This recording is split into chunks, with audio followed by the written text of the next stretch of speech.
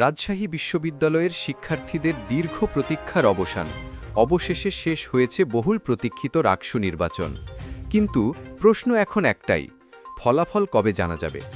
বিশ্ববিদ্যালয়ের উপাচার্য প্রফেসর মোহাম্মদ ফরিদ উদ্দিন খান জানিয়েছেন, ফলাফলের জন্য সকাল পর্যন্ত অপেক্ষা করতে হতে পারে। অর্থাৎ আজ রাত জেগে পুরো ক্যাম্পাস অপেক্ষায় থাকবে সেই চূড়ান্ত মুহূর্তের। কে হচ্ছেন নতুন ভিপি, জিএস আর সিনেট প্রতিনিধি?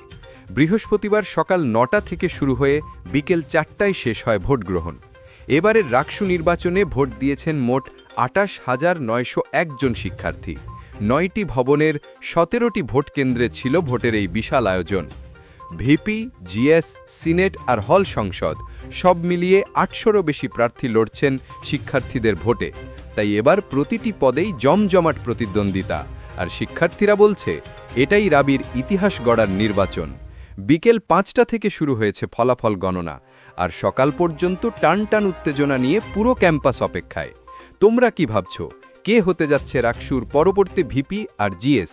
কমেন্টে লিখে জানাও তোমার মতামত। আর এমন সর্বশেষ আপডেট পেতে লাইক, শেয়ার আর সাবস্ক্রাইব করতে ভুলবে না।